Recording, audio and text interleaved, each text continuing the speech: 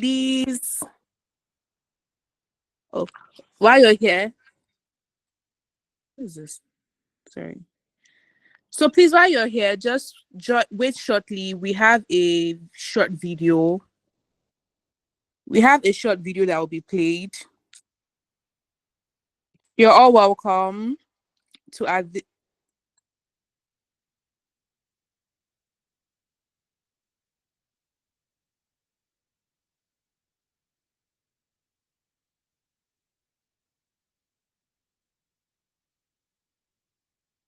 Estate excellence in Nigeria's capital city, Abuja. Established in 2022, Footstool Estates Limited is a privately owned real estate firm dedicated to delivering luxury, comfort, and high-value investments. Our commitment to excellence is reflected in every project we undertake. Our diverse portfolio includes the Hutu Polo and Golf Resort Estate, Monte Vault, Solaris Court, and Patriot Island, each designed to offer unparalleled luxury and investment opportunities. At Footstool Estates, we uphold our core values: uncompromising integrity, professional competence, safety, high-quality standards, and excellence. These principles guide our commitments to client satisfaction, transparency, and innovation. We are committed to empowering our clients, partners through educational initiatives. Our webinars, like The Future of Sales is Here, demonstrate our dedication to enhancing knowledge and fostering growth within our community. Our clients are the heart of everything we do. Their success stories and testimonials are a testament to our unwavering commitment to excellence. Innovation drives us forward. Our adoption of sustainable practices and recognition in the industry highlights our role as a pillar in the real estate development. Join us in building a legacy of excellence. Footstool Estates Limited, your trusted partner in premium estate investments in Nigeria.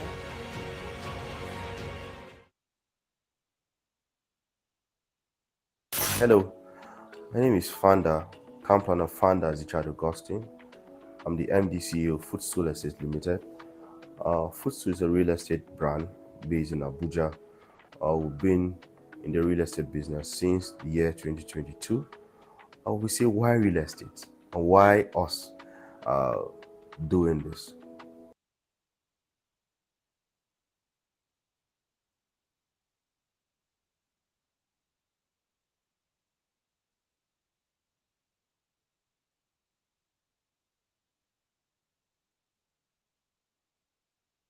Housing is one of the basic needs of man. So I, as a professional town planner, saw that there's a need to meet the gap because we have a lot of people doing this business.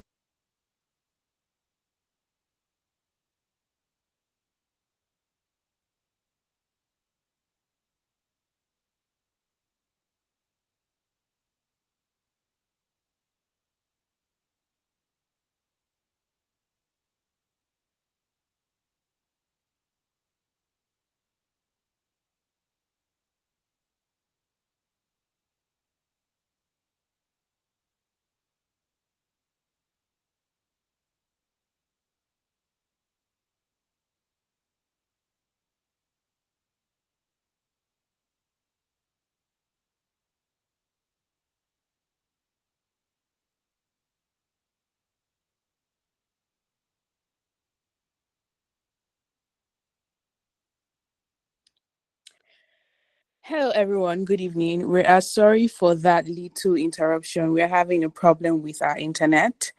So while that is going on, once again, for people that just joined, you are welcome to our today's webinar. And our webinar is titled Creating a Culture of Balance, What Leaders and Teams Need to Know.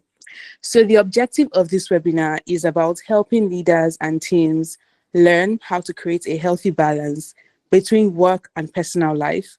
It will also show us what we can do to avoid stress, stay productive, and also build a workspace where people feel good and do their best. Our speaker today is a seasoned HR and an organizational development strategist with over 17 years of experience across public and private sectors. She has a master's degree in HR and multiple certifications. She's also known for her transformational leadership and her ability to align human capital with institutional goals. Her strengths lie in change management, policy development, and strategic business partnerships. She brings deep thinking and a heart for others into her leadership style. Outside the boardroom, she's a certified life coach, a pastor, a wife, and a mother. So these are roles that, enrich her perspective and purpose. And today, she'll be taking us on this wonderful topic, creating a culture of balance, what leaders and teams need to know. So, without further ado, please let's make welcome our speaker, Mrs. Yinka Jibril. Mrs. Yinka, over to you, please. You're welcome. Thank you. Good evening. Um, hmm, I was trying to join on my iPad, but then that wasn't working well as I don't think I know how to share screens on my iPad. But just checking that you can hear me. I'm going to be sharing my screen in any case. So let me put that up and then please tell me if you can see my screen. Yes, ma'am. I can see your screen. Um, okay, and you can see the presentation now. Yes, ma'am. Okay. So I'm so sorry for so we can have a seamless webinar. Please turn off your mics and please turn off your cameras, please. Thank you. Yeah, sorry about my camera. I'm not even sure why that is blurry. It's No, unfortunate. Can you it's can you fine, ma'am. No problem. can you see my face? It's a bit blurry, but at least we Okay. can get a little. Okay. Oh, sorry about that. Okay, but now we are presenting. I am presenting that. Hang on, let me just put that in presentation mode. Um, Fabulous. Okay. Right. Good. So it's now fills the screen. Good evening once again, everyone. It's such a pleasure to be here with you this evening. Thank you so much, Footstool, for inviting me to your webinar this evening. I hear you have these webinars, I think, is it every month or thereabouts? So please, what I've done is that I've put it in presentation mode. It fills my screen. And so the lady who is moderating, please, you do have my permission to just come on the screen at any, or come on the microphone at any point to tell me if you're not hearing me, you cannot see what I'm presenting, or if anything is going wrong. Or I'm going to also rely on leaning on to you for any questions that are coming through or comments that are in the chat box. So please, we are co-presenting. That's what it means. No My name problem. Thank you so much. Thank you, ma'am. Just before I jump in as well, I want to give a shout out to engineer Ifeanyi Mokiku for trusting me with your webinar this month. And I hope that we will have a wonderful time.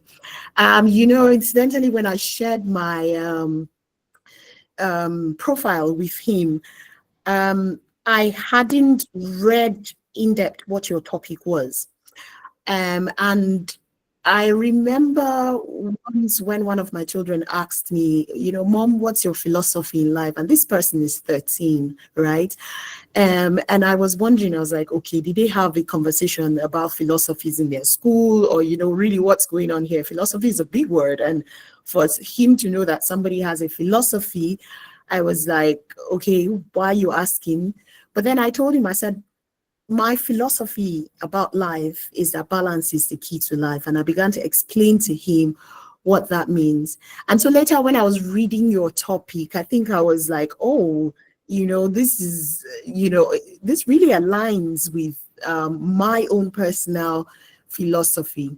And so I'm really excited to be speaking about this topic. And I think that as an organization, if Footstool is thinking about balance, if Footstool is thinking about work-life integration, that is a wonderful thing.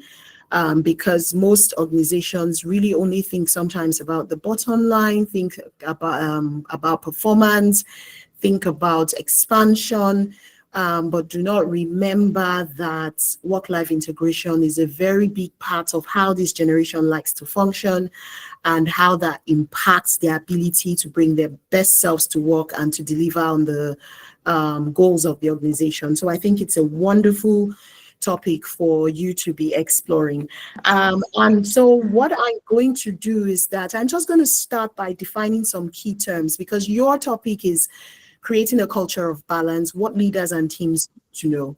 And for me, I was looking at this topic and saying that, look, there are some very key words in this topic that should help you navigate. I want it to be a practical session for you, and I want you to be able to live and implement simple things that either expand what you have started doing as an organization, or actually even shift your thinking, or helps you, if you've been planning to implement a culture of balance, helps you understand in simple ways where to start. So I will define key terms, and then I will help you then broaden the definition of what you are asking me to talk about.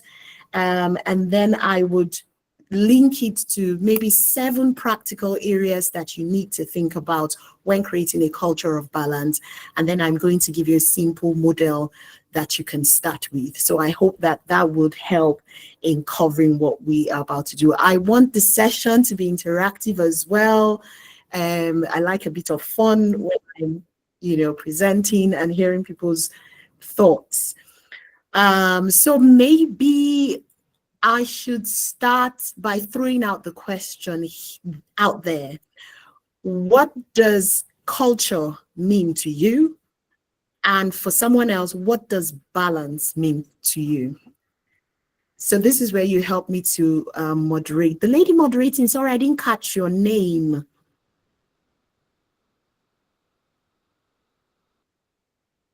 I'm so sorry, ma'am. I'm having issues with my network. My name is Ajuma Paul. Okay. Yes, ma'am.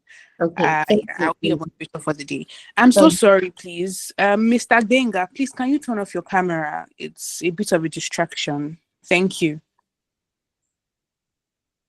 I'm so sorry, ma'am. You can go on. Okay. So I asked the question, what does culture mean to you? So you can admit anyone to answer that question. And for someone else, if you want to answer, what does balance mean to you? Oh, okay. I can admit anyone to answer. Yes. Okay. Sorry. So for my audience, if I should pick on you, please be sure to answer. But I'll start. Personally, how I've been taught growing up, I would say culture is the way of life of a group of people. It can be their beliefs, their values, but I'll just say culture is a way of life. Thank you for that. Okay. Anyone else? Um, please, we need hands up. If not, I would start pointing.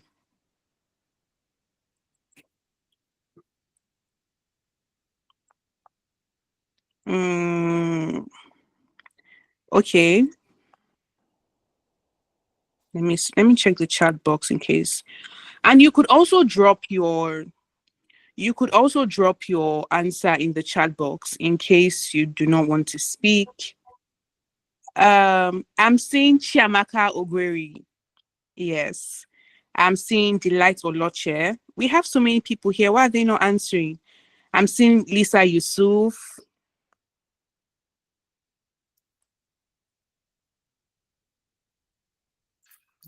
Okay, no pressure, no pressure. I think maybe people are feeling like just warming up into it, right?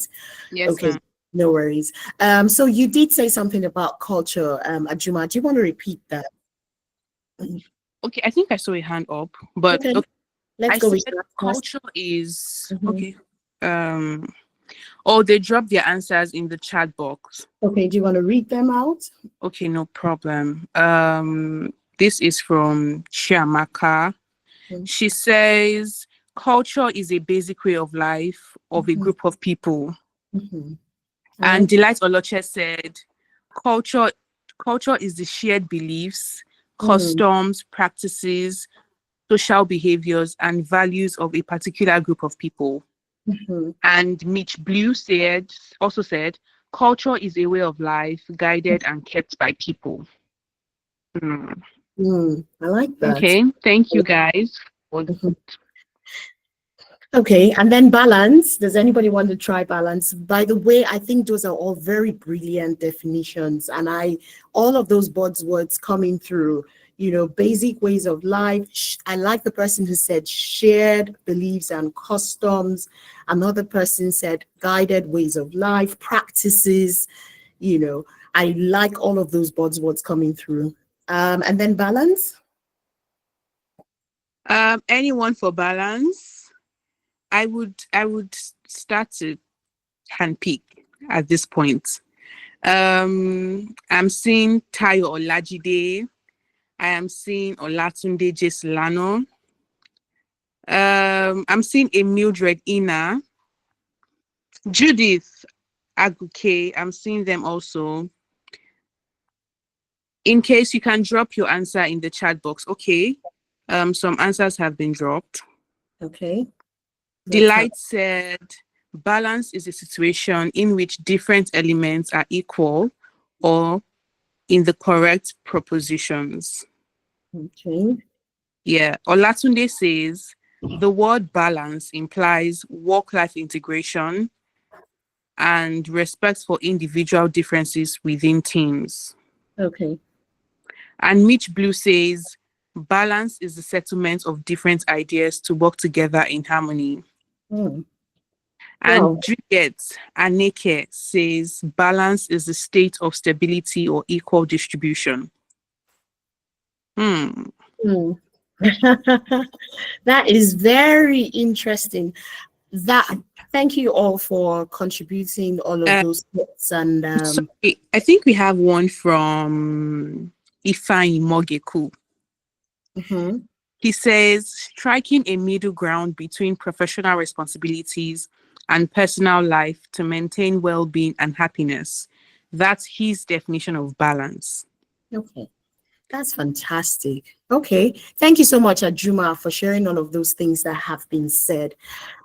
I think when you were talking about creating balance, what leaders and teams need to know, it is important for you to understand four keywords.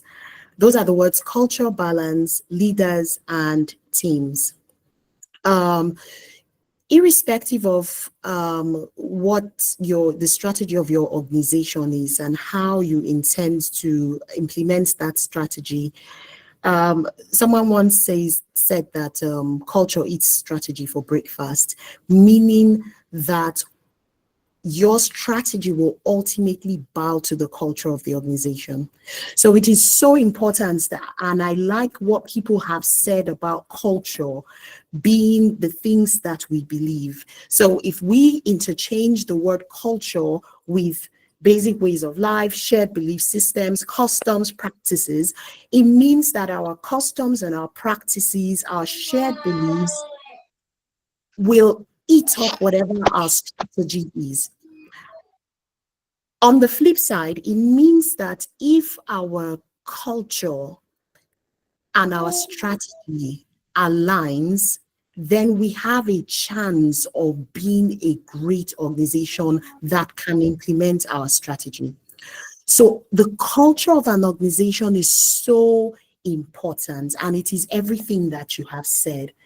I mean, by simple definitions, culture is a shared set of values, beliefs, behaviors, and symbols. And these are some of the words that you have all mentioned yourself that shape how a group of people. So you are a group of people at Footstool. It shapes how you interact. It shapes how you make sense of the world and make sense of what you are trying to deliver, your goals, your vision, your objectives as an organization. It is the invisible code that influences everything. It is sometimes it's not tangible, it's not spoken. It is just a way of life that people who are new come, they catch like a cold, for instance, and they just blend with it. And before you know what's happening, they start to behave in certain ways. even though they were not told you need to behave in this way. So it influences everything from how decisions are made to what is celebrated to how people communicate. So it is basically what you stand for. When footstool is mentioned, what are people going to say about you? What will your staff say about you? What will your customers say about you? The people who you serve, what would they say about you? That is what you stand for.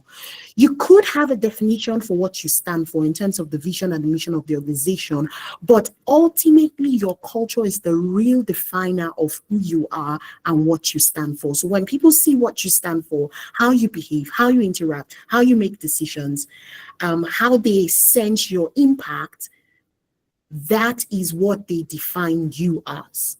So culture is so important in that sense, right? And then it also goes on to define how you intend to model what you stand for. What do you do daily?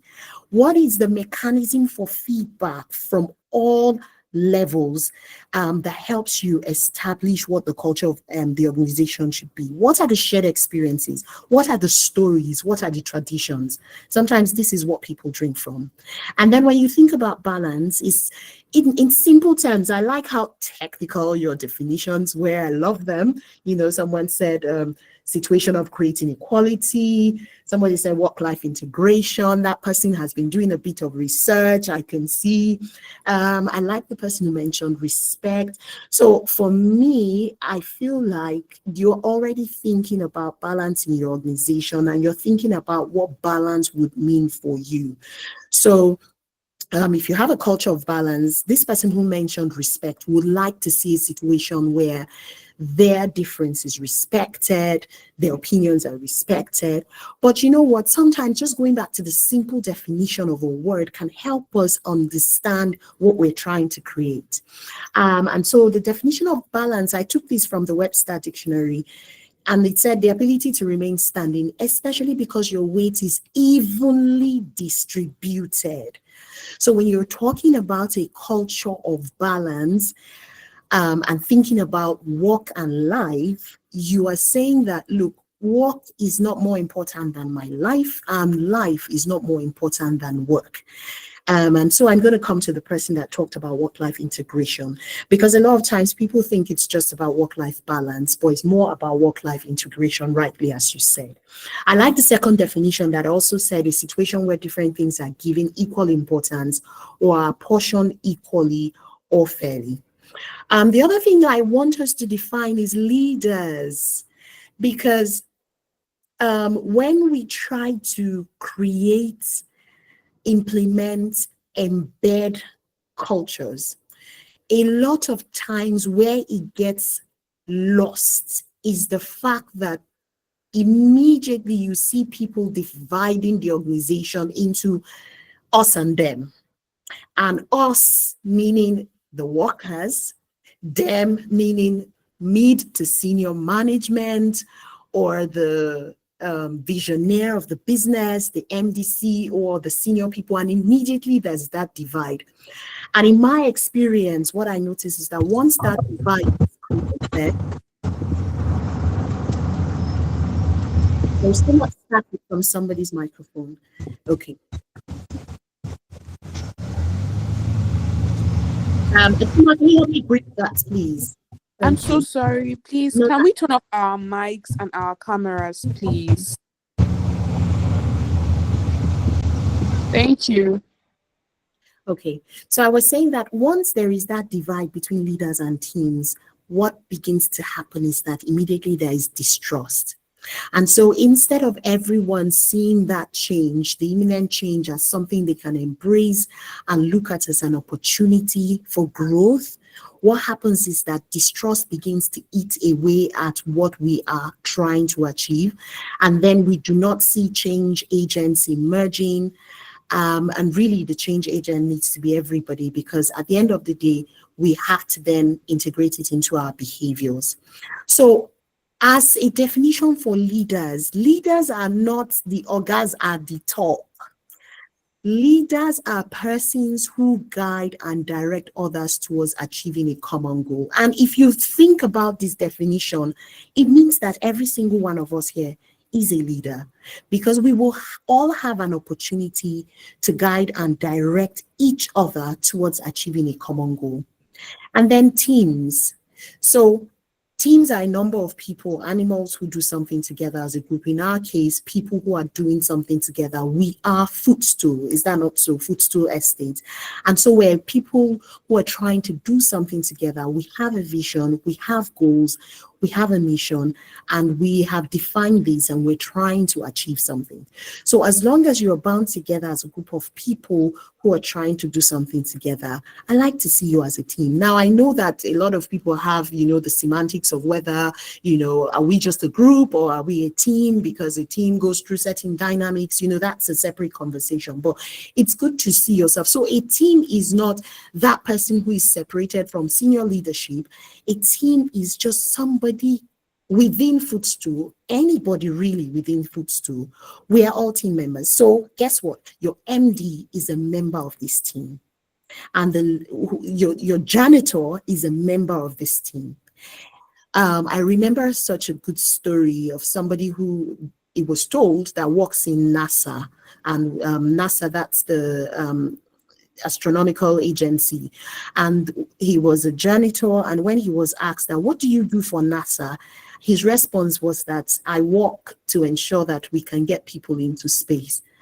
That was such a brilliant definition of what he was doing. It means that this person, though all he was doing was taking out the trash, cleaning the office for people, tidying up the desk and setting them in place, he understood how his unique responsibility was contributing ultimately to the success of the organization. So when, I said to you, I said I was going to share with you very practical things that can help you go away and start to implement a culture of balance or broaden what you have already started. And so that is the mindset and the perspective that people must have when it comes to implementing anything. That is that I am a leader and I'm also a member of the team, which means there is a joint responsibility to then ensure that we have a culture of balance. I thought that was such a good introduction for everyone to have, because if you do not have your perspective and your mindset in the right place, then once we're trying to implement something, automatically people then begin to band into two separate groups, and distrust can sort of tamper with what they are trying to create. So I use that to sort of rephrase your question. When it came to creating a culture of balance, I said, so what you are asking and what you need to go away as an organization and ask yourself in sessions that you will then take away from this webinar is, how can we cultivate an environment where equilibrium is intentionally maintained across various aspects of our work and life, enabling individuals and the organization as a whole to thrive. And like I said when I started, it goes beyond work-life balance, but includes things like decision making, it includes leadership, it includes how we set priorities, it includes how we embrace innovation, and how we're thinking about human well-being. Now, the organization I work for, a very good example comes to mind. When I first joined the organization, I had a meeting with, the highest office in the organization. And what the person said to me never left me. And I think it set the tone for how I deliver in that organization. And, I'm really proud to say, without sounding proud, that I enjoy what I do. I take it very seriously. I'm passionate about delivering at the highest level. And I'm passionate about seeing transformation in that organization. I'm in a headspace where I really take ownership for the things that I do. Now, what this person said to me set a tone for this kind of mindset. And what did the person say to me? The person said to me, Yinka, when it comes to delivery, whatever delivery means for you, even if it's clearing out your mailbox on a daily basis, go for that. And I thought that was great. You're encouraging me to deliver. But then the next thing the person said was really iconic. The person said to me, when it comes to your family, because asked me about my family and you've seen my profile, I'm somebody who has several roles and I get to wear several hats in the course of my life, and I enjoy every single hat that I get to wear, whether I'm being a wife or a mother or a pastor or a professional. I enjoy each of these spaces that I'm in. He said to me, he said, when it comes to your family, don't ever ask for permission, beg for forgiveness. In other words, he was telling me that I know we have employed you to do something, and I know that delivery matters to us, and I've told you that you need to by all means go after delivery. But then when it comes to your family, which is of equal importance, don't ask for permission, beg for forgiveness. And I thought that was, I would never, it's been 13 years since I've been working in this organization. And I remember that conversation as though it was today, I was told. So you see, it is so, so important that we are defining, that we are cultivating the kind of environment where leadership prioritizes balance within the organization. So having set a tone for this, what are 7 practical areas of your organization? Or maybe before I move on to the next, does somebody want to make a comment, say something, ask a question, or contribute something, or in fact share a story of, where they have experienced balanced lifestyles in their work life? I think I have something to say though, and it's a question. Go ahead, Ajuma. Okay, so now that you are in a higher position and you're wearing so many hats, Mhm, and from the statements that person made, mhm. does it automatically mean that the home gets to suffer for the job? Because he said, just ask for forgiveness, don't take permission. So it means that for every milestone in your corporate job, Mhm. the home has to suffer. Okay. Thank you for that question, Ajuma. Very, very important question.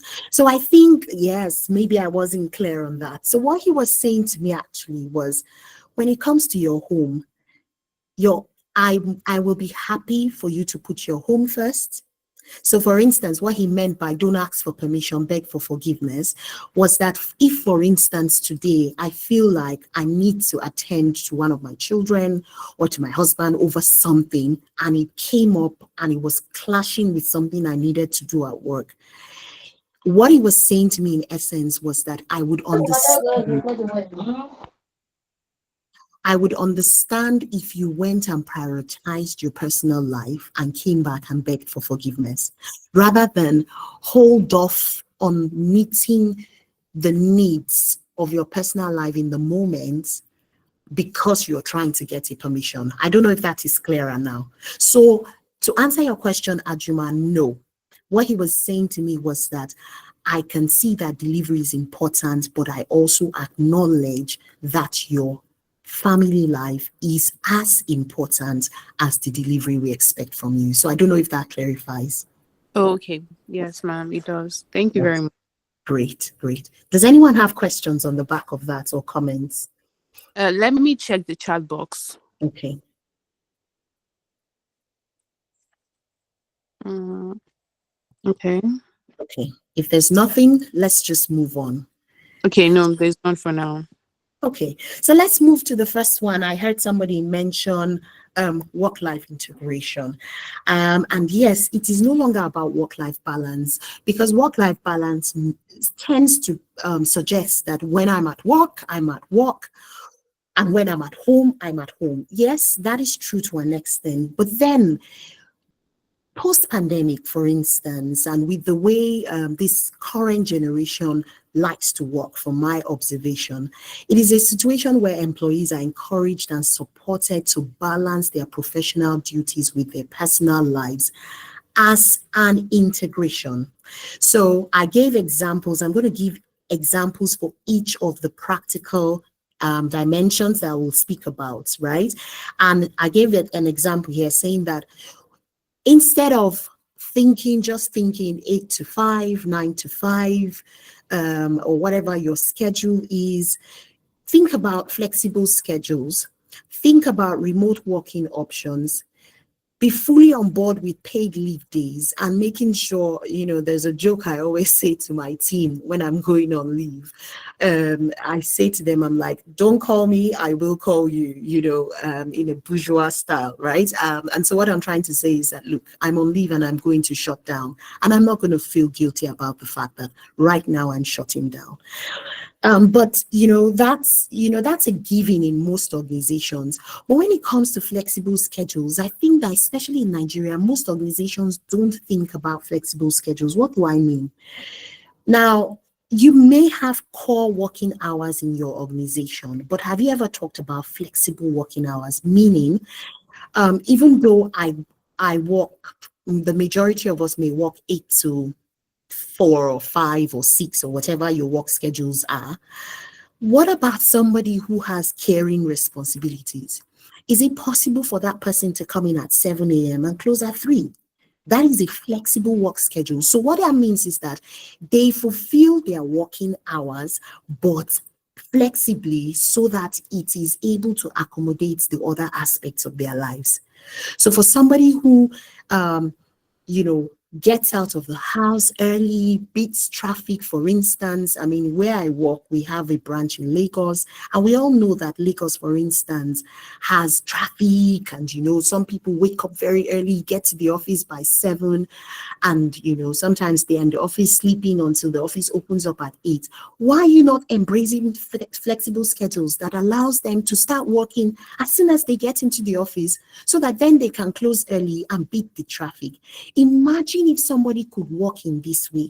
They feel more at ease to be creative, knowing fully well that I'm not going to close later and be caught up in traffic. So you have somebody who is not disgruntled coming into work. Organizations really need to think in this way. And so as the organization I work with as an example, we have people who start work at 7 a.m. and close at 3, and people who start at 7:30 and close at 3:30. But then the only rule is that they must fulfill their work hours, right? So that is an example of how work-life integration works rather than work-life balance. And I asked the question there, but time is against us, so I would allow you to explore this maybe in your private moment. And I asked the question, I said, can we identify the responsibility of teams and leaders in this? Just to mention that for leaders, it means that leaders have to think in a flexible way. Leaders have to support how it works, and leaders must be willing to embrace the different circumstances. So when it comes to doing flexible schedules, work-life integration, one size does not fit all. You have to think about the nuances of different people in your organization, and you're able to adapt it, holding on to the policy, holding on to what the expectations are, the delivery expectations are, but also giving people space to be able to wrap this around their lives. Another strand that we need to think about is balanced leadership. So this is a case where leaders model and promote fairness, emotional intelligence, sustainable decision making. And I said, if you want to be an organization that has a culture of balance, everything does not have to wait for the organ at the top. So organizations that embrace the thinking where we're allowing layers of responsibility and decision making to filter down different work streams are more productive organizations, if you like. So they tend to avoid burnout inducing management styles, for instance, presenteeism, which is one of the things that hinders our being able to allow remote working and flexible working, because sometimes people link the idea that if I'm seeing you physically, then you're working. And we all know that that is not true. And some people also think that if I'm not seeing you physically, then possibly you're not delivering. And we also know that that is not true. So instead, people need to become smarter. Leaders need to become smarter about the policies. Leaders need to become smarter about accountability. Leaders need to become smarter about Key performance indicators. Leaders need to become smarter about delegation. Leaders need to become smarter about performance management and all of the indices that we're managing. Leaders need to become smarter about giving feedback and defining goals and standards of achievement. These are all the things that leaders must embrace if we're to have a culture of balance. So it's a situation where we're considering both the people and the processes within the organization. A third strand, quickly, is that if you want to create a culture of balance in your organization, you must embrace the concept called diversity of thought. What that means is that you are valuing diverse perspectives and maintaining balance in decision making. You know, I started out by saying that it is not just about work-life balance. It's about how we are doing leadership. It is about how we are creating our processes and all of those things. So it's a situation where you're encouraging input from different departments. You are allowing people challenge the status quo. You are allowing different team dynamics to happen so that you can observe and choose the ones that are best for your organization. It's also about fostering psychological safety. Sometimes I feel that organizations, especially in this part of the world, we still have a long way to go when it comes to psychological safety. And what does psychological safety mean? It means that I am able to share my thoughts, my ideas, make my contributions, challenge the status quo without fear of repercussion or punishment. Does that mean that we allow people to just let loose, talk against the organization and do what they like? No, it just means that, look, I'm able to share my thoughts. I receive the responsibility to think through what I'm asking for, what I'm challenging, but I'm able to share those thoughts, and I have safety in sharing those thoughts because I will be listened to. My ideas may not be taken on board. So again, that is where the people then need to understand that we may give our thoughts, we may give our ideas. Ultimately, it's the prerogative of management to decide these, to agree some of these, or to see where we can create win-win situations. But then it may not be taken on board. But I will not be punished just because I put out a challenge there. It's also embracing a situation where we avoid echo chambers. What does that mean? It means that, the people at the top only bring into the change caucus people who sound like them, people who echo the things that are in their minds.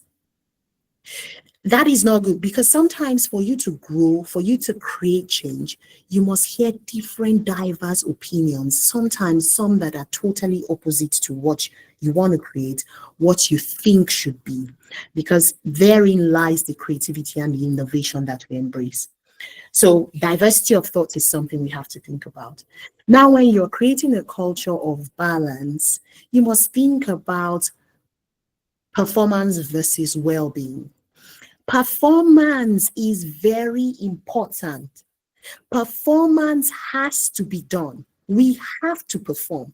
If we do not perform, the organization is going to die. The bottom line matters. It matters a lot. That is what keeps us a going concern. But what about the well-being? So we started by giving it, when we talked about balance, everybody contributed by mentioning words like creating equal allocation and importance to not just the results, but the well-being of employee. And I say something, I say it is allowing people bring their best selves to work. Um, an organization where a majority of the people come to work and are not happy coming to work. Of course, the word happiness is relative, right? Because we can't always create everyone's happiness. But then there should be a degree of a sense of ownership when you're coming to work. There should be a degree of I'm proud to work for this organization. There should be that element, irrespective of what's going on in the moment. So allowing people bring their best selves to work, when people are not able to do that, then their well-being is already in question. As an example, your key performance indicator should not just be about goals, about what you deliver. There should be elements of it that touches on how it is delivered. For instance, when we have maybe team leaders who only drive people to deliver on the matrices, to deliver on the key performance indicators and all of that, and they really do not care how people deliver, they're really not looking at when people are burnt out, they're really not looking at what could be impacting this staff in this moment, then that is not good. And so high performance are not high performers, sorry, not performance. High performance are not to be celebrated at the expense of team morale. One of the ways to sort of integrate this is to make sure that when you are assessing people's performance, you're asking for feedback about them.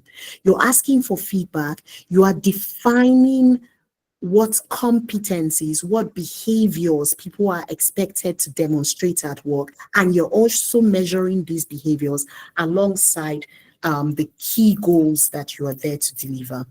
That is one of the things that increases team morale and helps people bring their best selves to work. So that is number 3. Number 4, about what this means in practice, you need to think about innovation versus stability.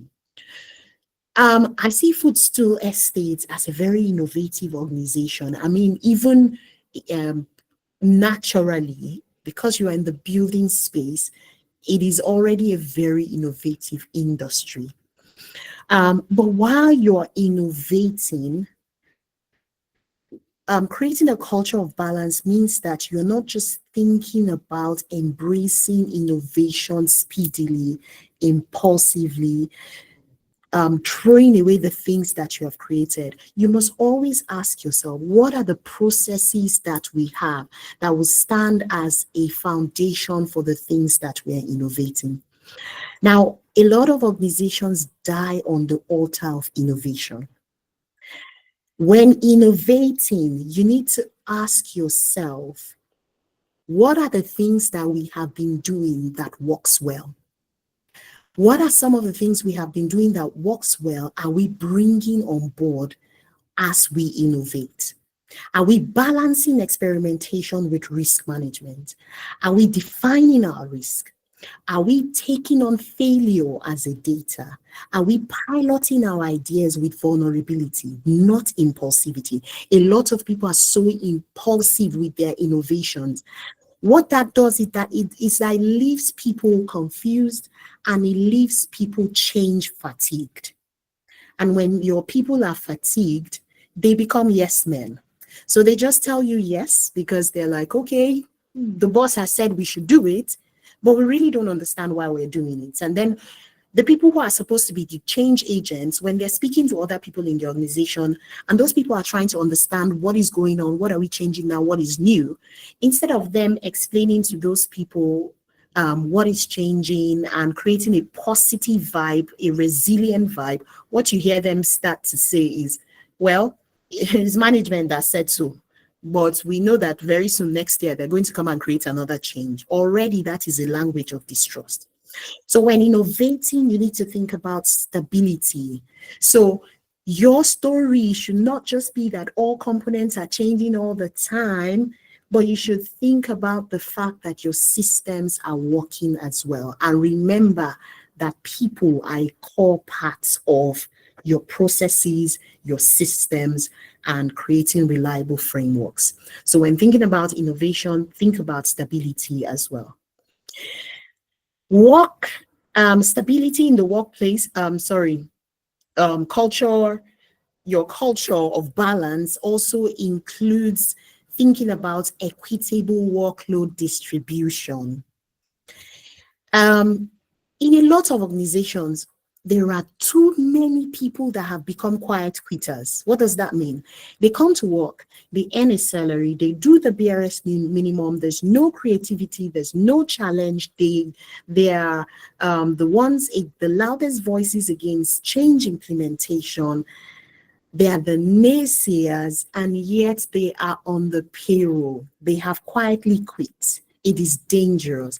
That is because sometimes when they started flashing that they were overloaded or burnt out, nobody was paying attention, nobody was listening. One of the biggest parts of what my HR team delivers every year is responding to the people survey. And sometimes you would be shocked at the ridiculous things that we're responding to, the little wins. Just to crack you up, I mean, sometimes we're responding to people saying, there are no spoons in the kitchen. You think sometimes those are little things, but somebody coming to work and not having spoons can just make that person feel like I'm not cared for. I know it sounds ridiculous, but somebody has to pay attention to when people are beginning to demonstrate signs of burnout, right? And to deal with this, you need to think about transparent workloads tracking. Is there somebody in the team who is above that team who always just passes the ball to other people? And when it comes to times to shine, you absolutely steal that person's work and do not acknowledge that person. It is a very bad practice, right? Do we think about rotating responsibilities so that people get to see other side? It's very easy for operational people to shout down the marketing people that they're not doing their documentation correctly. They're out at the field. They just come and dump it. Well, rotate it once in a while.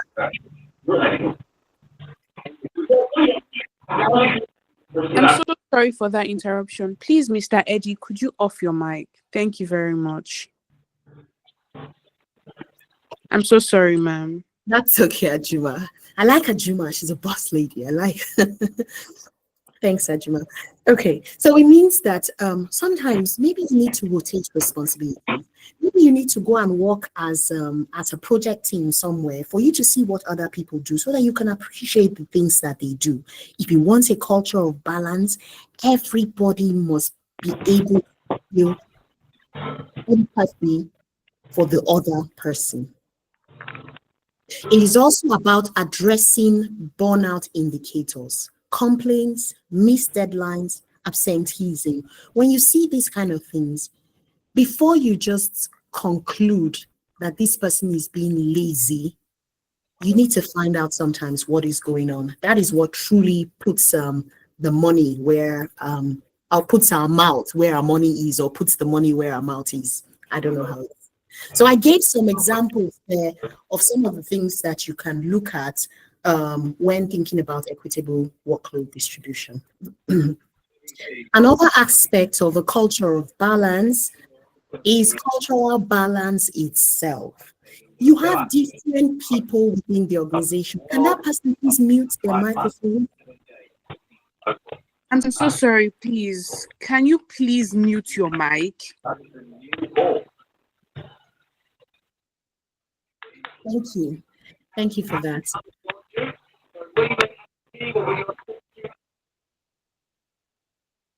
Thank you. Thank you. We're almost done, everyone. Just hang in there, right? Okay, so it's about respecting and integrating different cultural, generational, and ideological backgrounds.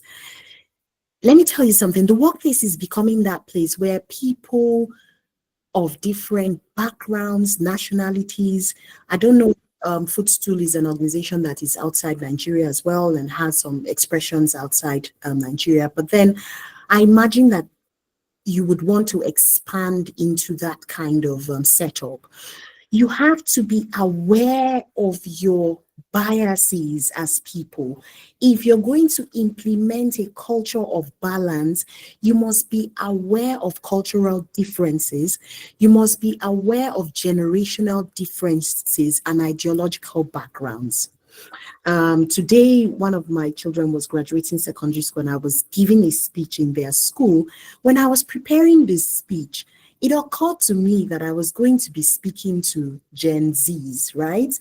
And I'm in a totally different generation, and I began to think about my speech because I needed to say some things to them that I wanted them to listen to. And I told myself that unless I speak their language, the speech will totally be lost on them. And so I infused some Gen Z language into my speech. And I actually called my son, one of my son who is part of the graduating class, and I read the speech to him. And he said to me, he said, Mom, this speech passes the vibe check. I found that really funny. But, when I presented the speech, they were listening. If you want people to implement the things that you desire, if you want to have a culture of balance, you have to be aware of the what is in it for me, for everyone in the organization. What is in need for the admin staff? What is in need for your managerial staff? What is in need for your younger generation? What is in need for the people who are market facing and customer facing? What is in need for the people who are in operations? What is it that all of these groups of people really want? Are you aware of the things that are their ideological backgrounds, and how are you meeting those needs? So you have to be intentional about multicultural inclusion. You have to be intentional when celebrating that you're inclusive. Um, I'm so You sorry, have, ma'am. I'm so sorry. I'm sorry to interject. Please, could you clean your camera a bit so we could see you clearly, please? I don't think you'd be able to see me clearly. Oh, okay. Okay. Yes, I'm so I sorry. don't think so. Yes, Thank you, ma'am. I think the camera itself is faulty. Yes, but at least you can hear me, right? Yes, ma'am, I can. Thank you, ma'am. I apologize. Sorry about that, but I It's think fine. it's a fault with the camera. Yes, which I will have to fix. Okay. So as I was saying, I said, so it's you need to be intentional about multicultural inclusion, inclusive celebrations, multi-generational strategies, and you need to create safe spaces for people to be able to challenge when they notice that you're not being inclusive of them. Why does balance matter? I've talked about 7 strands. Why does balance matter? If you're able to become an organization that is culturally balanced, you're going to notice higher levels of employee engagement, and as a result of that retention, sometimes the retention indices in Nigeria is very deceptive because Nigeria is a very big country. And what does that mean? People feel like they don't have retention issues because they feel like when people leave your organization, there are 100 other people waiting to take up that job. However, you need to understand that you may have 100 people in your organization who have all quietly quit. So if you want to have a highly engaged set of employees, a culture of balance is really important. Where there's a culture of balance, you see increased productivity. Like I said, people are able to bring their best selves to work. There is a stronger sense of mental well-being. And when it comes to mental well-being, it's not just about, mental wellness, it's a lot about resilience. Challenges are normal to businesses, to human beings, to families, to everything that you do in life. It's a question of how resilient you are to make sure that you keep moving forward and that you're not just moving forward, that you're thriving. It's also you also see greater creativity. I mentioned a culture where there are no echo chambers, there are no repercussions for challenging the status quo. In these kind of spaces, you see great creativity because people are able to then innovate new ideas and include themselves as part of the delivery of those ideas. There is also better collaboration, and ultimately, you become an employer of choice. So when you see organizations named great places to work, this is what they are talking about. A great place to work is not an organization that necessarily pays me the highest salary. A great place to work is a place where I feel I can be creative, where I'm heard, and where I experience work-life integration. So that will be a great place to work. I talked about offering you a model that can help you start off your conversation, because this webinar is just a starting point, right? And it's just a starting point to help you. Sorry, what have I done? Can you see my screen? Have I gone to the end? Okay, back to where I am. Okay, so it's just a starting point to help your conversations. What I hope will happen is that you will create a space for you to do some brainstorming, asking yourself questions in terms of where are we with creating a culture of balance at Footstool. And so the model is a simple model using the acronym BALANCE itself. And the first thing there is that the first thing you must do is do a balance audit. And what is a balance audit? It's for you to, you could use different tools. You could do a simple pulse check. You could do, at the beginning, I asked you questions. I said, what does balance mean to you? That was a survey, a mini survey. I asked people, I said, what does culture mean to you? So it's for you to assess what people are thinking. Do they think we have a culture of balance? If we'll have a culture of balance, what do people think we can implement to create that culture of balance?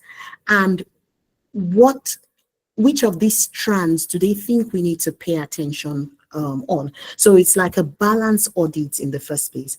And like I said, you can conduct a survey, do focus groups. You can look at your policies every once in a while. I hope as an organization, you look at your HR policies, your people policies, and see, do they allow some of these things we talk about, like flexibility working, looking at workload and all of those things? Do you have inclusion as part of your policies, and all of those things? And then to help you identify the imbalances. The second model is for you to start doing an awareness campaign where you launch an internal campaign and you start to talk about it. In essence, what you do not talk about, you can never really become. So it's a campaign where you begin to define for people, this is who we want to be as an organization. This is where we are going as an organization. What are your thoughts about it? What do you think we should do more of? Who is going to be a change champion around this? What do you think?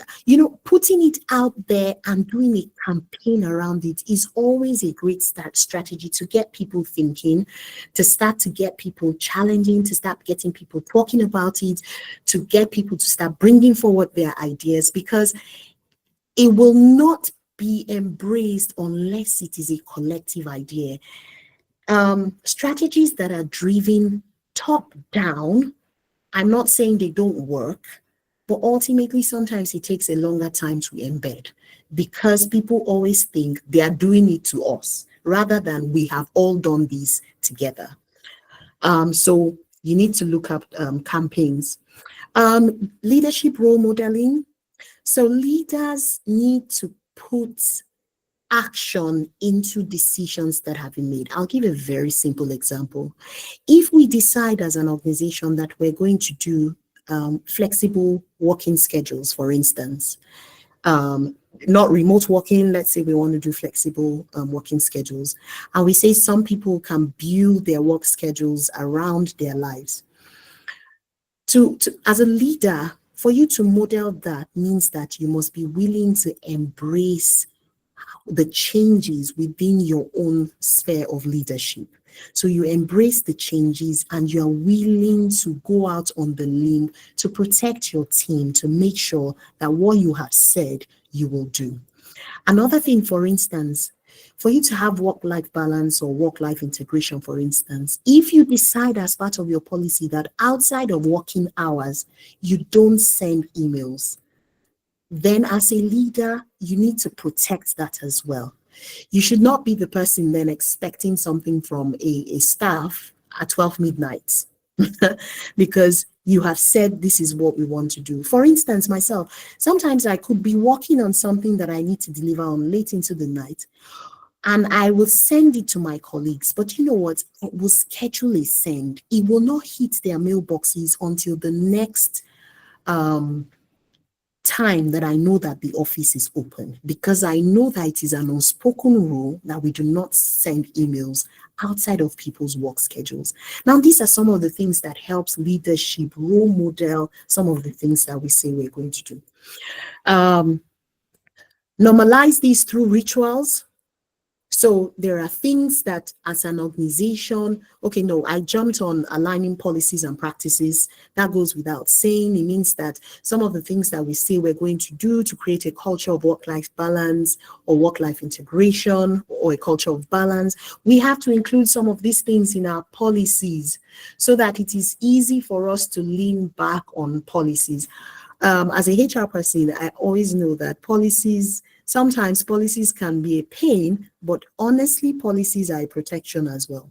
If it is in the policy, it is easy for someone to understand that it's a policy issue. So I would say it's good to keep ourselves bound to these norms, to these agreements by creating policies around them, and creating things within the policy that allows different models of implementation, right? And then the next thing is to normalize these through our rituals. What are the things that we do?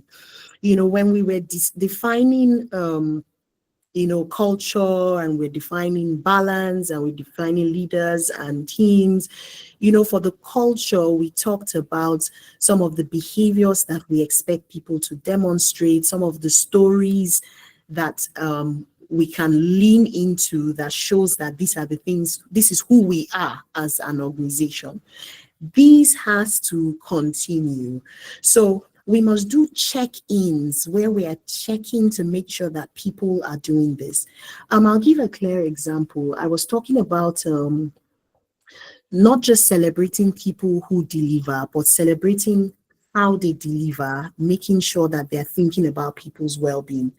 As an organization, when we do performance management every year, where I'm working as an example, we ask for feedback.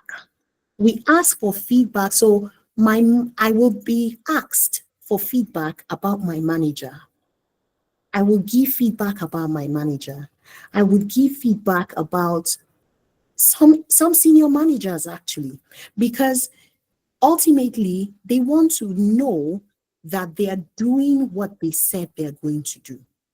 So it's a culture of transparency, a culture of accountability, and normalizing these two rituals. And one of the greatest rituals we have is check-ins. Another ritual is to celebrate successes, meaning that the things that we say we're going to do, when we see people who do them in that way, we celebrate those people. So let me use a clear example. We celebrate good line managers, for instance. We celebrate good line managers, and some of the things that are that is used to select those good line managers will shock you. Things like somebody who cares about my when I'm not feeling well and makes sure that I'm not at work and I'm taken care of. So these are indices that points to the fact that this person is upholding our culture of balance. Communicating, celebrating is a very important strand when modeling, and then continuously evaluating and evolving. Now, evaluating and evolving has to also do with looking at what other organizations are doing. So as an organization, there should be one or two other organizations that you're modeling in terms of the things that they do, some of the best practices that they have, so that we can continuously evolve. What is changing out there? What is changing in the world? In the political climate, what is changing? In the environmental, social, legal climate, what is changing? And what are some of the things that we need to keep evolving and embracing so that we can continuously keep ourselves? Remember that the word is balance. So ultimately, always you're trying to bring yourself back to equilibrium. I can imagine that if the organization was losing money, for instance, there is a tendency for us to start driving delivery and forgetting that we need to make sure that people are okay as well. If we've skewed ourselves again towards being an organization that only listens to well-being matters or work-life integration, there is also the need to create that balance where we're focusing people on the fact that the goals of the organization need to be met as well. So it is always about trying to create that balance and evaluating and evolving through it. So I will stop here and allow for any questions before we wrap up. Thank you very much, ma'am. That was a very insightful session, and I'm grateful. Please, do we have questions? You could drop them in the chat box if you do.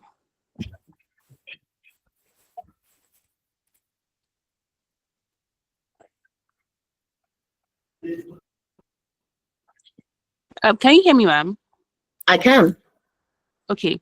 I have a question. Okay. Okay. Now, this is not a shade to the employers in the building, but in a case where a staff member is overwhelmed, but then the staff member is very diligent in his or her work, how can leaders tell that, oh, this my staff is overwhelmed and probably needs a break? And in the case of the staff member now asking for a break, how does it look like, or how will the staff member present it so it's not being perceived as I'm overworking and I need a break? I don't know if you understand my question. I think I get your question. Okay. Right. Is there another question so that I can note down a few and then maybe I'll just answer them? Okay, let me check the chat box.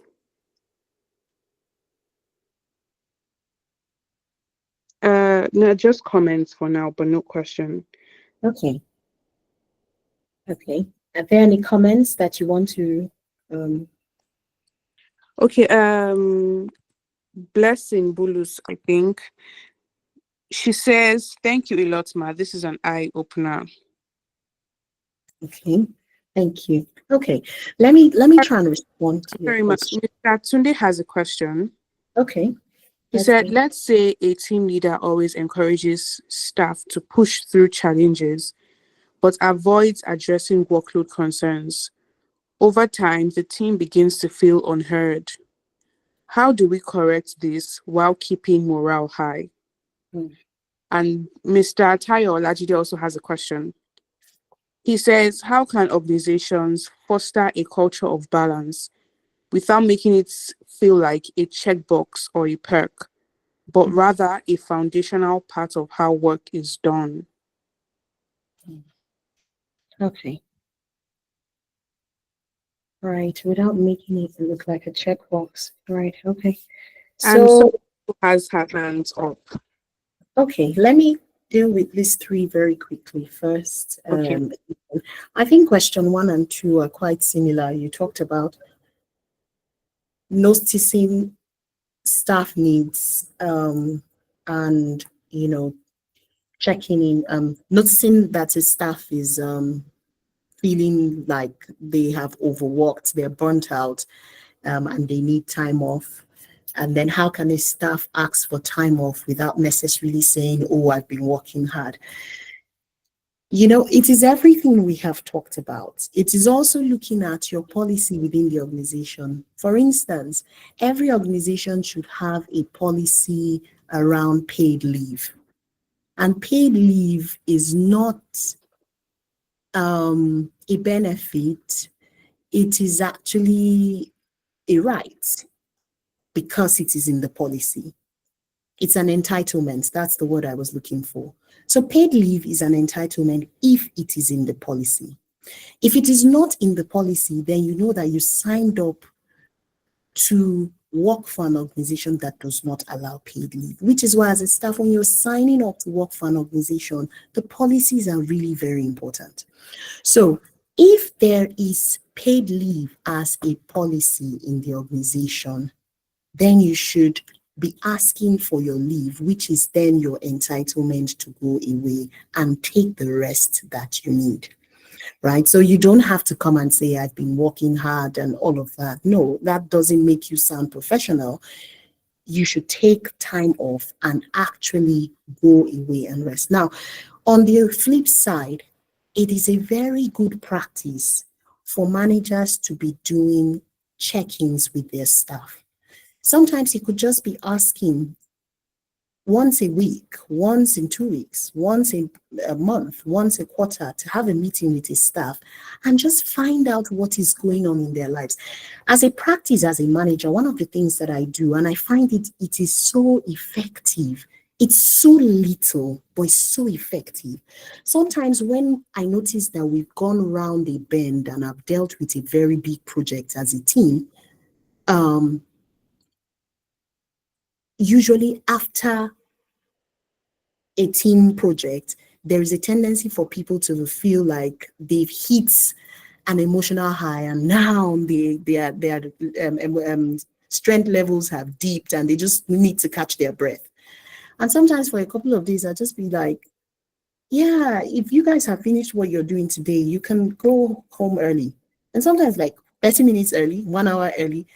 I always see that perk of joy in people like, are you serious? We can go? You know, and then they're happy and they just go off. And the next day, people come back feeling energized, happy, feeling like you see me. When you're within a culture where people do not see you, it can be difficult sometimes. So I feel that in that kind of setting, if you have an opportunity to give feedback, like I said, without fear of repercussion, without echo chambers, it is very useful.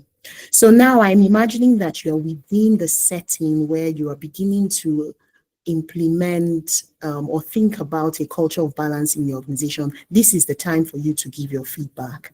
But while giving feedback, remain professional. It's not a time to slug your management. Remember, like I said, you are all the leaders and you are all the teams as well, right? So it also answers the question of how we make sure that it is not a tick box exercise. If you want to make sure that it's not a tick box exercise, you must fold up your sleeves and be part of implementing the change, be part of doing the balance audit in your organization, and actually choosing to become a change agent. Because until you throw in yourself as someone who implements something that is both beneficial to the organization and to others, what you become is somebody who distrusts the process and just sees it as a tick box. So become a change agent, roll up your sleeves, be part of what is being implemented. That means you're bringing in your ideas, you're challenging the status quo, you're communicating, you're part of the balance campaign that is going around and making sure the balance campaign is taking on board the contributions of others. You become the voice for change. Then you begin to believe in what's happening, and then it's no longer tick box. Somebody said, how can an organizations foster a culture of balance? It's practically everything that I've been speaking about. It is about understanding what culture is, understanding what balance is, understanding the 7 strands you need to think about. It is not all of those strands that are applicable to your organization at the same time. Which one is most important for you for now? Are we imbalanced because we're all overloaded with work and we're not balancing work equitably? Are we celebrating performance above well-being? Is that what we need to deal with? And any of those things really, are we innovating at a speed of lightning and not thinking about our processes? And so there's so much, there's already change fatigue. Is that what we need to deal with? So it is looking at your organization through the lens of some of the things that I have said and deciding which ones are priorities for you, and then becoming part of the change community to make sure that we're shifting away from the imbalance and creating that balance. Okay, back to you, Ajuma. You said somebody had their hands up. Yes, ma'am. Someone has their hand up. Okay, can Please, the you can person? ask your question now. Good evening. Thank you so much for the session. You're welcome. I have a question, and this question is for senior managers. So I apologize if it's going to offend anybody, but then I have to ask. So, how does a manager who is supposed to be a senior manager now manage other senior managers and possibly the overall leader of the organization when it comes to creating balance? Now, what do I mean? You talked about HR. If someone is an HR and let's say they have continuously provided uh, ideas to the Mm, management team on mm, how the stress of the staff could be eased, and these things are turned down because the management feels like, oh no, everybody is here for the money, so you have to do your you have to bend over backwards and mm, give it your all, because if you're not here, if we are not seeing you, it means you're not working. If we're not, like, okay, so how does now an HR mm, manage this? mhm. Okay. I think I get your question. Okay, I would say to you, what is your name? I didn't catch your name. My name is Shula. Good evening. My name is Shula. Sheila. Okay. Sheila, thank you for your question. I think two quick things you need to think about. Number one, you remember I talked about what is in it for me. Everybody has a what is in it for me. Now, if you were the person that established this business, you didn't go into business to make losses. You went into business to make profit. So that is the what is in it for me for the person. So you can understand that as an organization, the organization is there ultimately to thrive and to make an impact in the world, depending on what your vision is, right? Sometimes the role of HR is the role of an enabler. An enabler meaning that you're somebody who brings together the what is in it for me of the organization and the what is in it for me of the people to a place of balance. When your senior leaders only hear the voice of the people, you have lost the argument. And when the people only hear the voice of your senior leaders, you have lost the argument. Now, one of the ways to make sure that you are bringing together those two voices is that there has to be somebody within the senior leadership team that becomes your ally in this change because you have helped that person through maybe MI reports, management information reports, trends analysis, case studies from other organizations. They have to be able to see the linkage between what you're asking for and how profitable it's going to be for them. I talked about some of the advantages of higher employee engagement and retention. As an organization, one of the things that we're going to do in the month of September is something we call a staff away day, where is a team bonding day, and we are doing something really crazy with it this year. But you see, people started pushing back against it. People at the senior level, because they just thought it was one of the days where we just wanted to spend money, and but we had to make them see that in that setting, we'll be talking about the people survey, the results of the people survey, and ultimately, the results of the people survey is very important to the organization. It is something that is expected of us every year to respond to. And by the time they saw that linkage, they were the ones who started pushing for it. So, your job is to create that linkage in the minds of your senior leaders as to why this ultimately will profit them. If you are proposing to somebody and they cannot create a link between what you are proposing and how it profits them, then I think you have lost the argument. Okay, thank you. So I have another question in relation to what you said. Okay. So sometimes, right? Just to put out there that I have less than 5 minutes to Oh, finish. okay.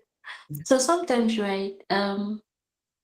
Sometimes this link is actually seen. But then my next question is, how do you help your team, like your leader, your leading team, to shift their mentality from um working for the money and working for the satisfaction of other needs?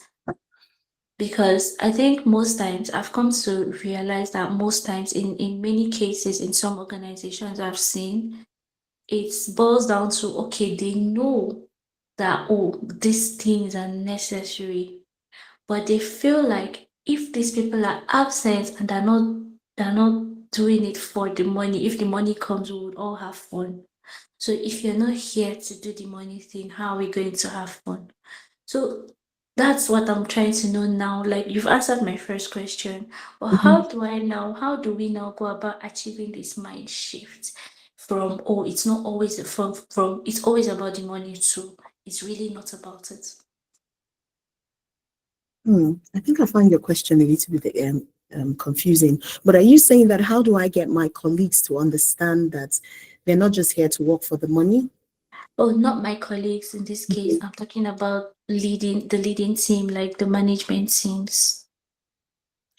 I think I've answered that, which is seeing why, helping them with seeing why when they have better engaged staff, they will have more creative people, and when they have more creative people, ultimately that's makes them have better results. And when they have better results, then that leads to better money. You have to create the link between what you're asking for to the money. They have told you that this is what is important to us. It is easy when somebody defines for you that this is what is important to me. And before you run ahead and say they are wrong, remember that that is why they have created a business. So it is your jobs to sit together and brainstorm and create a linkage with verifiable stories for why a more engaged employee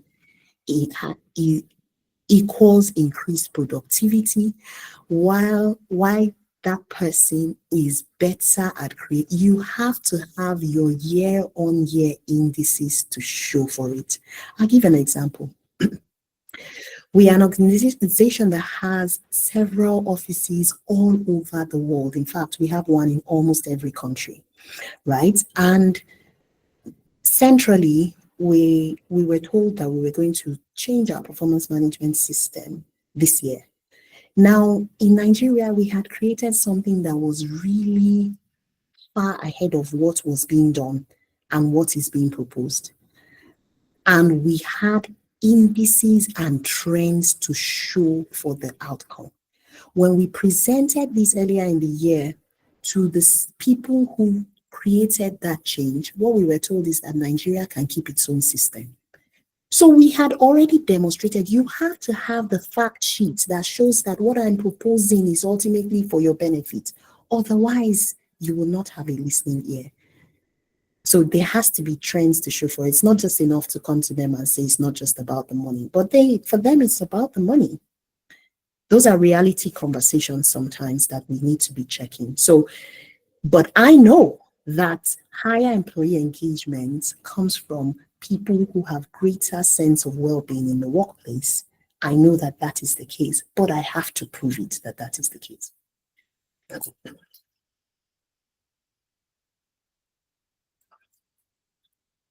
Okay. Okay, thank you very much, ma'am.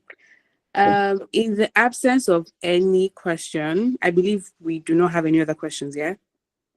Okay, so in the absence of any question, I would love for the MD to come up and just give his closing remark.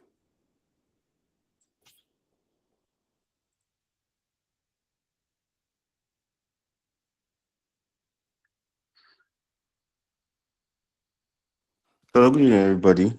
Thank you so much, man, for exposing a lot. Can you hear me? I can hear you. Good evening. Okay, good evening, ma'am. This is one of the best webinars we've ever had. We took your time. We're very, very sorry, but I believe everybody has gotten value for the time spent, and I'm really, really have a lot of questions, but I'll definitely reach out privately. Thank you so much for all that you do for us. Even we've not met, that we've not met personally, but I believe we are part of one family. Thank you so much for all that you do, and I pray that God Almighty will bless you. And for my team and for everybody here, I believe everybody has learned something. So it's not just for us to listen and hear, but it's for us to put it into practice. I love the way you said it that the aim of business is to make profit, but again, we need to have a formidable team to make that profit. And when we're making profit, we need to carry everybody along and to create that balance together. So thank you so much for all that was said. And I pray as a business owner, I know definitely we have a lot of business owners who will put this into practice and will be the people's a business that really, really carry its people along. Not that it's just about the money, all about the money. And we should try as much as possible to see that we encourage innovations and also listen to other people's idea. Because I heard a lot of questions, and we should listen to other people also because we don't know it all. Everybody has a different background. You talked about culture. We have different backgrounds, and sometimes as business and leaders, we feel all that we know is the most important thing. But most times it's not like that. We should try and listen and also give people the chance to talk. We shouldn't create a toxic environment where people are shy or where people are afraid to say it out. Because at the end of the day, we are trying to get to a collective destination. Without people, there won't be business. Without the people, there won't be a business. There won't be a business. So thank you so much, ma. Thank you so much, ma. Thank you so much. Thank you. Your reflections are really powerful. Thank you. Thank you. Thank you, You're welcome, ma. everyone, for having me. Thank you, Thank Ajuma, you. for being my wing woman. Thank you Thank so you. much, man. You're welcome. Thank And thank you. you to everybody that has joined us. I have dropped Mrs. Yinka's handle on the chat box. Please do well to follow her on Instagram. Thank you so much. Thank you so much, Mrs. Yinka, for this impactful session. I'm pretty sure everyone here is leaving with something. They are recharged from this session. Um, just before we end, don't forget that we hold our webinar every last Saturday of the month. So we'll see you back here next month by God's grace. And good night to everyone. And thank you for joining once again. Have a wonderful evening, everybody. Thank you.